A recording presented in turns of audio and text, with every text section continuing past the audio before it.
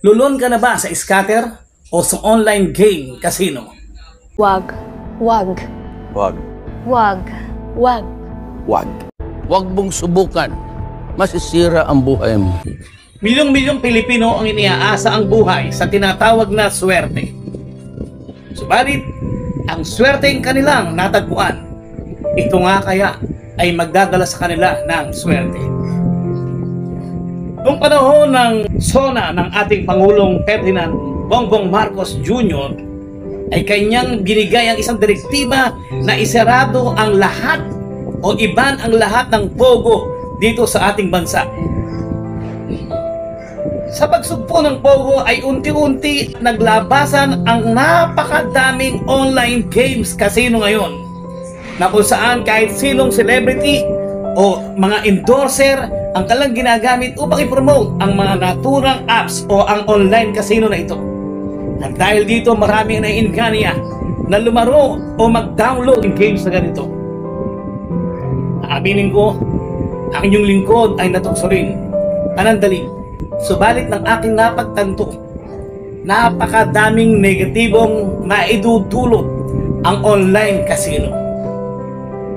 Hindi natin kinakailangang hanapin ang ating swerte o ang ating buhay, ang ating bukas sa mga ganitong online games. Sapag ito'y wala ring iniwan sa mga casino o mga sugalan. Ito isang bisyo na kung saan ay nagdudulot ng maraming mga negatibong bagay sa ating mga buhay. Ano-ano nga ba ang mga negatibong dulot ng online casino o yung tinatawag na scatter? Ilang mga negatibong epekto o dulot ng scatter o online casino ang aking ibabahagi sa inyo ngayon. Una, yung tinatawag na emotional effect. Ano yung emotional effect? Dahil ikaw ay meron kang gustong bilhin o meron kang babayaran, inilalagay mo sa iyong emosyon.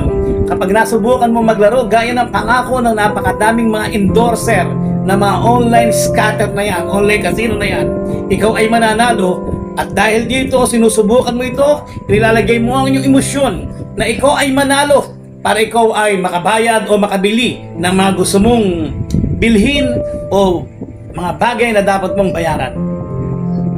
Subalit kapag ka ikaw ay natalo, ang unang epekto nito ay depression. Apektado ay ang emosyon.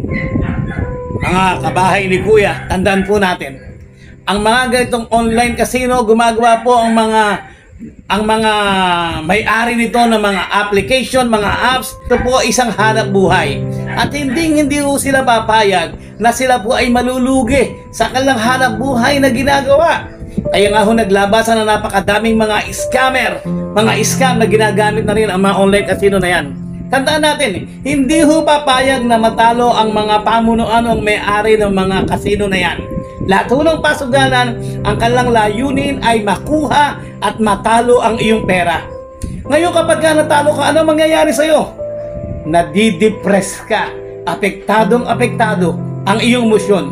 Tandaan mong lagi at isipin mo ngayon pa lamang bago mo subukan ang scatter na to. Sa una, ikaw ay pananaluhin upang maingganyo ka na tumaya pa at lakihan pa ang iyong taya para ikaw ay manalo ng malaki.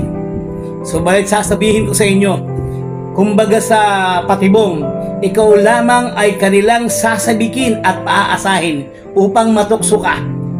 Tandaan natin, ang layunin ng mga ganitong pasugalan ay hindi magbigay ng pera, kung hindi ang kuhanin ang perang nasa sayo. Emotional effect. Pangalawa, yung tinatawag po na health issue. Alam niyo po, may mga kakilala ako ngayon na dahil po sa addict na, tawarin niyo ako sa salita, yun ang katotohanan, addict na sa scatter o sa mga online casino na yan. Hindi na natutulog. Kung matulog ay madaling araw na at pagkagising, kukuhanin uli ang kanilang cellphone. Sapagkat yun ang nakatutuwa, through cellphone na lamang ay nakakapag-casino ka, nakapagsusugal ka. Meron kang 200, 500, 100, pwede ka na tumaya. Kaya ang gagawin nito ay hindi na natutulog, wala nang tulog, halos buong maghapon nakababad na sa tinatawag na scatter, hindi na halos nakakakain, hindi na nagtatrabaho, wala nang ehersisyo, hindi na bumabangon ng maaga, hindi na matutulog ng maaga. Umaga na kung matulog. At dahil dito, tumataas ang kanilang mga blood pressure at nagkakaroon po ng problema o masamang epekto sa kanilang kalusugan. Pangatlo, yung po tinatawag po na relational issue.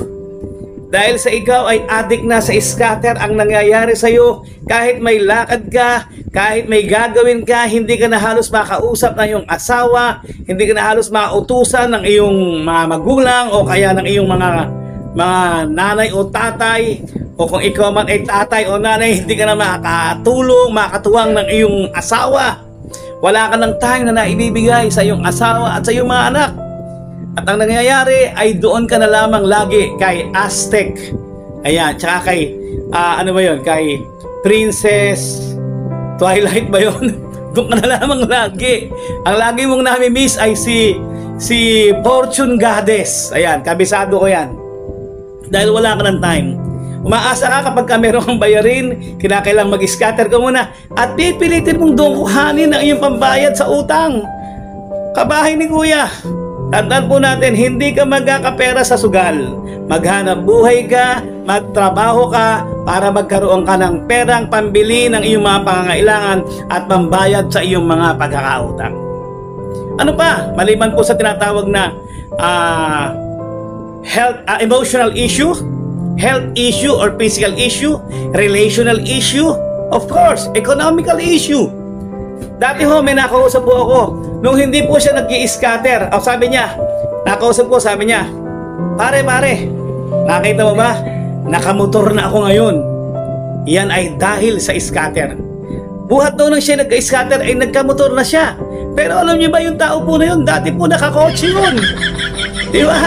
Nung natuto siyang mag-scatter na, ibenta ang kotse, naging motor ang kanyang sakyan. Meron pang isa, pare, naka-apartment na ako ngayon. Akalain mo yan, dati kang may sariling magandang bahay, dahil sa nalulung ka sa sugal, binenta mo bahay mo, ngayon nangungupahan ka na lamang ng apartment.